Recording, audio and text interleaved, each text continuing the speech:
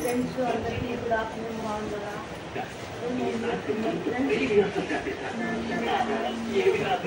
అంతా షార్ట్ పెట్టుకున్నాం.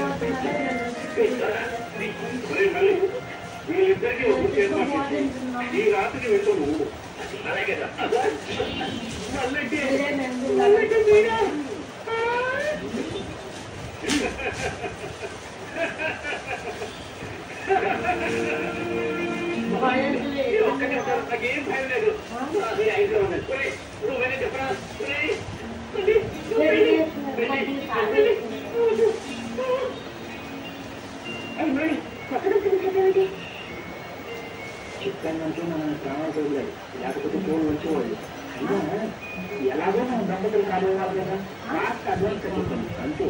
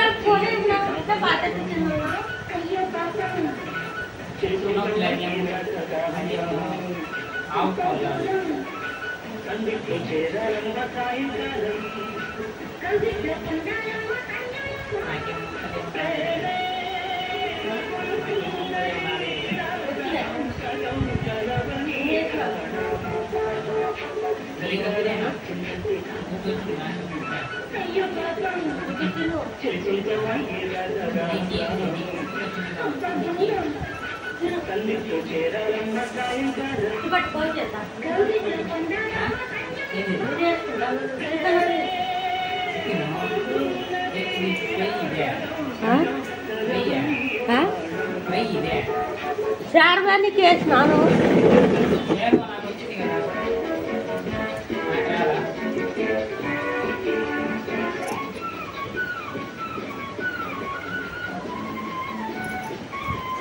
నాకు వచ్చింది కదా, సేవ నాకు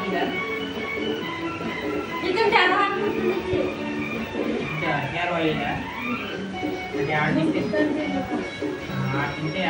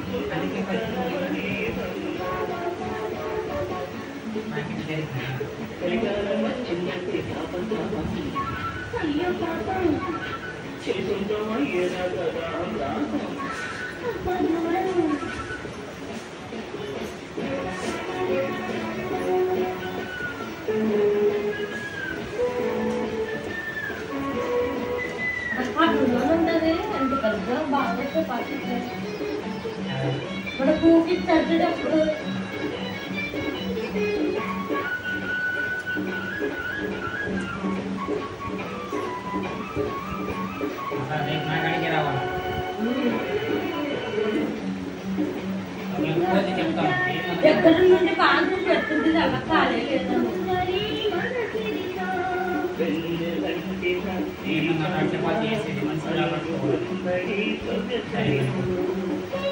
అసలు కాదు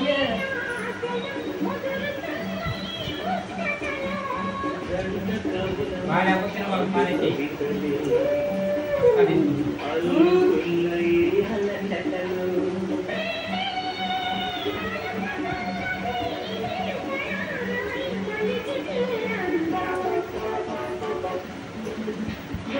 చలికాలం వచ్చిందంటే తాపం తాపం చెలికొనితం అయ్యేదాకా దాపం తాపం సంధిలో చేరాలమ్మ సాయంకాలం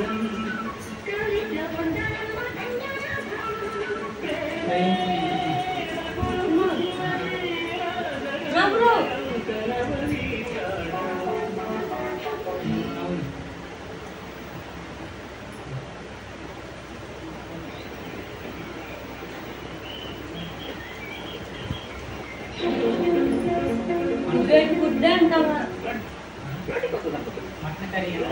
మీరు ఎలా గడిపారో తెలియదు కానీ నాకు మాత్రం ఆ మల్లిగాడు చెప్పే కథ చెప్పకుండా దెయ్యాలి కథ చెప్పి తెప్పించాడు మన దేవుడి కోసం వచ్చిందంటూ కదా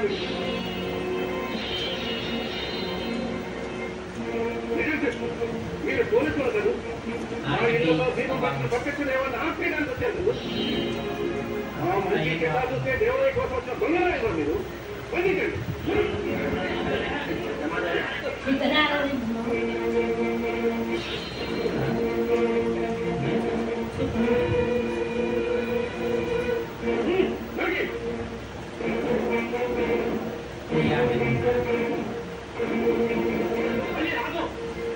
ఎవరైనా అమ్మని తన దగ్గర తీసుకురమ్మన్నాడు మీరు గట్టో తెచ్చిస్తున్నాడు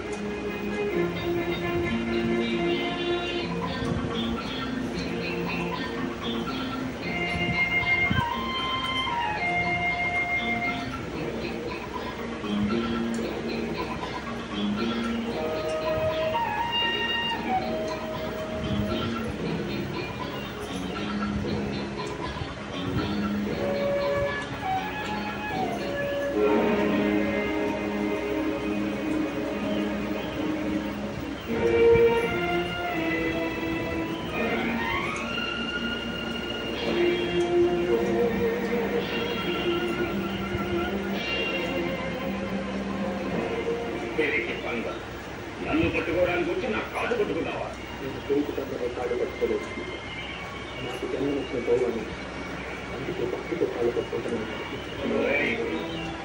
ఎన్నో ఏళ్లుగా ఎంతో మంది ఆఫీసర్స్ ఈ సింహుడు లాంటి శివరాలు ఏమీ చేయలేకపోయారు అలాంటిది పసిగడలో నన్ను పట్టుకోవడానికి వచ్చారా ప్రతి వాళ్ళని కాళ్ళతో బంధించడం దమ్ములను మనిషి చేసే కనుక కట్టేపడి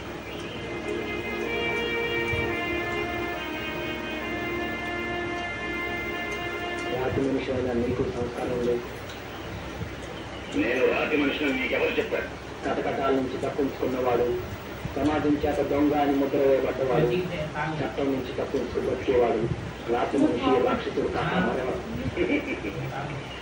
అందరిలాగే నువ్వు అబద్ధాన్ని నమ్మే అమాయకుడు అర్థమవుతుంది అంటే నువ్వు నేరస్తుడు కాదంటావా ప్రతి చేసి తప్పించుకోగలుగుతావా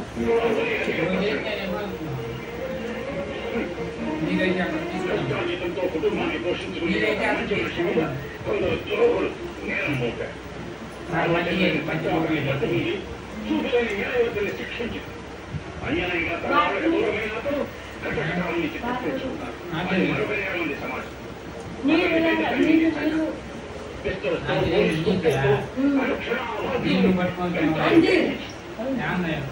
ఉడతని ఆవేశంలో నుంచి ఆవేశం కన్నీళ్లలో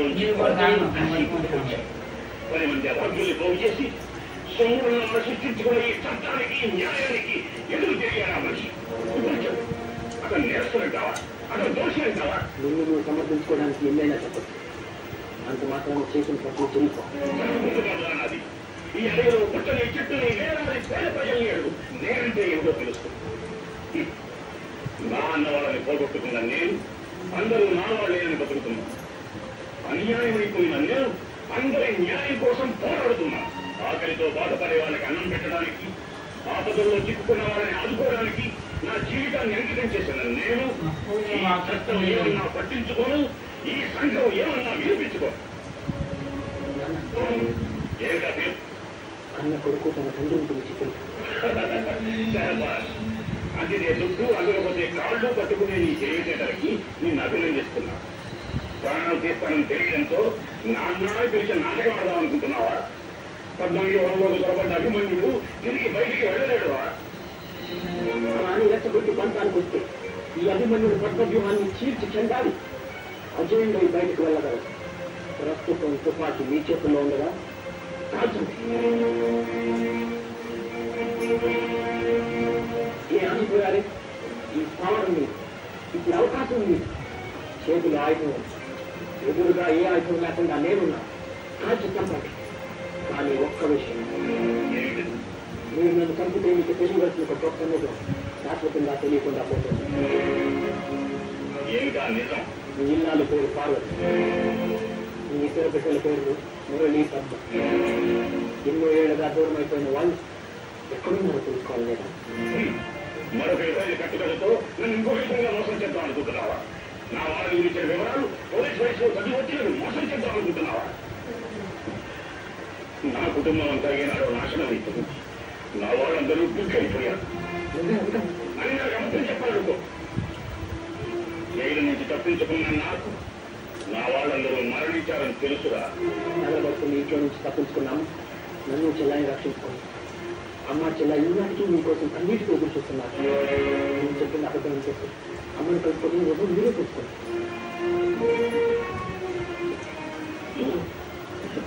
నువ్వు నిజంగా నీకో నేను ప్రతిరోజు బయటకు వెళ్ళేటప్పుడు మీకు ముట్టించి కాదంటే మీరు బాగున్నాను.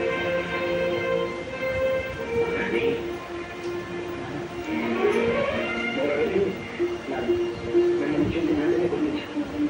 కానీ నీ నోటి వెంట మీకు జరిగిన అన్యాయాన్ని, నిర్దోషమైన నిజాన్ని తెలుసుకోవాలని మిమ్మల్ని నియమించాను. నన్ను మన్నించినాను. నాన్న ఇన్నేళ్ళు మీరెవరో లేరనుకున్నా. వాళ్ళంతా గుండెలోనే దాచుకుని బతికంత. మీ అమ్మని చెల్లెని చూద్దాం. మిమ్మల్ని ప్రభుత్వం నేర్చులుగా నమ్ముతుంది. మిమ్మల్ని నిర్దోషిగా నిరూపించి అమ్మగడ్డ తీసుకెళ్తా. కానీ నన్ను నిర్దోషిగా నిరూపించడం అంత తేలికైన పని కాదు బాబు. ఏమైనా సరే నేను మీ అమ్మని చూసి తీరాల్సింది. ఆయన ఒక్కసారి నేను ముందా చూపిస్తాను. సరేనా? ఒకప్పుడు పున్నమి నాడే మీ అమ్మ నా జీవితంలో ప్రవేశించింది కనుక వచ్చే పున్నమి నాటి రాత్రి నేను అక్కడికి వస్తాను.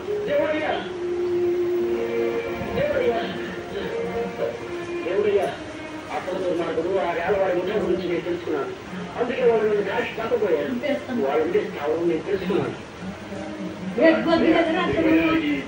వీరి వల్ల మనకి ఎన్నో వివరాలు తెలియాలి. నీకు చెప్పవలసిన విషయాలు నీకెన్నో. సరేనా? మళ్ళీ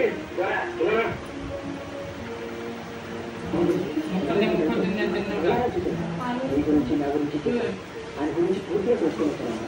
ఎంత మంచి భర్త చెప్పారు. ఎక్కడో అక్కడ ఆయన ఉండే ఉంటారని ఇన్నేళ్ళు నా మనసులో ఉన్న నమ్మకాన్ని నిజం నిరూపించాను. బాబు, మీ నాన్నగారు ఎలా ఉన్నారా? చట్టం ఆయన దోషి అని మొదలు వేసిన తను నమ్మిన పరిగణించి ధైర్యంగానే ఉన్నారు. ఏ నాటికైనా తను నిర్దోషిని నిరూపించుకోవాలని ఆశిస్తున్నాను. చూడాలండి. ఈ కోరిక తప్పకుండా తీసుకుంటున్నాను. నాన్నగారు కూడా నిన్ను చెల్లాయిన రాబోయే పౌర్ణమి రోజు రాత్రి నాన్నగారిని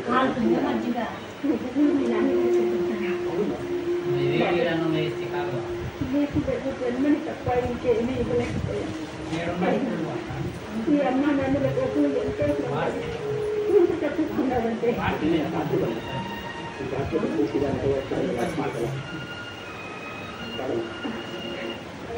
అమ్మా తులసి, ఈరోజు నాకు చాలా సంతోషంగా ఉంది. తల్లిదండ్రులకు ఆడపిల్లని కన్నప్పుడు కాదు, ఆ కూతుర్ని లక్ష్యంగా ఒక ఇంటికి కొడలుగా పంపించేప్పుడే నిజమైన ఆనందం. నా కూతురు అదృష్టం.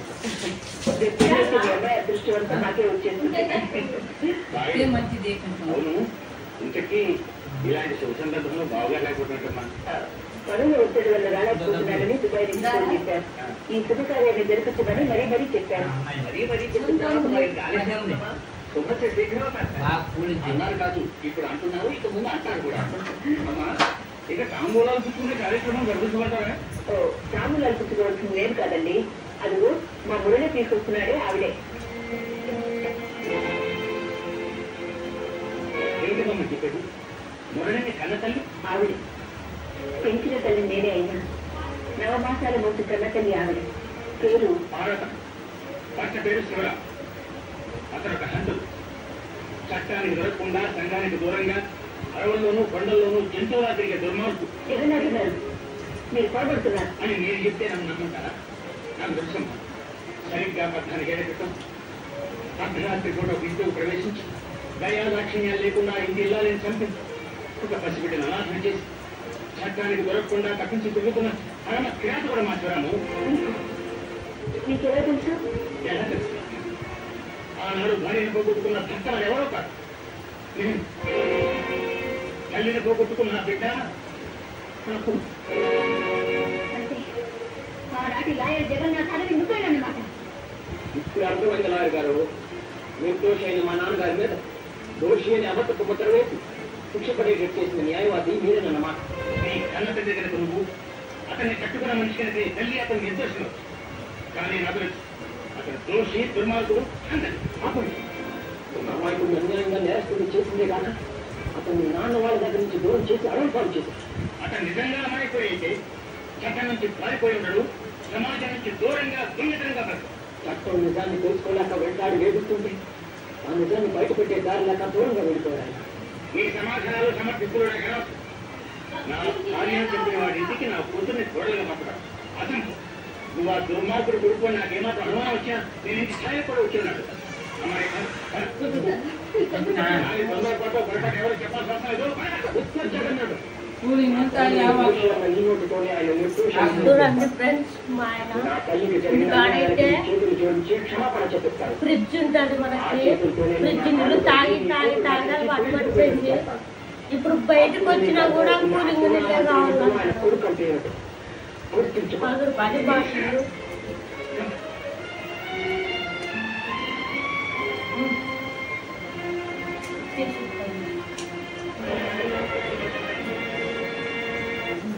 సూపర్ స్టార్స్ వారికి మొదలుపెట్టినప్పటి నుంచి అప్పుడు ఈ వాళ్ళకి సూపర్ ఫ్లాప్ అనే నష్టాన్ని ప్రేక్షకులు ఇక్కడ ఫిల్మ్ చూస్తారా లేక ఫిల్మ్ స్టార్ కావాలన్నా ఎంతలో వేరే సెలబ్రిటీలు ఎందుకు అనిపించదు? వేరే కొన్ని సెలబ్రిటీస్ అవి కూడా 999 అందుకే జాగ్రత్తగా ఉండండి ఫ్రెండ్స్. ఎందుకు ఆడుంటే అన్నీ ఉంటాయి. బయటకు తిన్నప్పుడు నాకు బయటకు వస్తే ఎంత ఖర్చు. వేడి పదార్థాలు కూడా అంటే వేడి టీ కూడా నేను తాగలేకపోయాను. సో నేను అప్పుడేమో డెంటిస్ట్ దగ్గరికి వెళ్తే ఆయన సెన్సోడైన్ వాడమన్నారు. ఇది పని చేస్తుంది. మా రోజని చాలా చిలిపి చేష్టలు చేస్తూ ఉంటాడు. నేను అర్ధరాత్రి అందరూ బెల్ కొట్టి ఇంట్లో లేపాడు. ఈ విషయంలో నేనంటాను, చిలిపి చేష్టలు సాయి రోజు చెప్తావు రోజు సాయి మన తెలియటట్లే అందరినీ మనసుని కాపాడాయి. ప్రతి చిన్నారి నీలాగే చిలిపిగా ఉండాలి. ఇలాంటి ఎదుగుదల కోసం బాయ్ చెప్పేగా షాపర్ చెప్పు.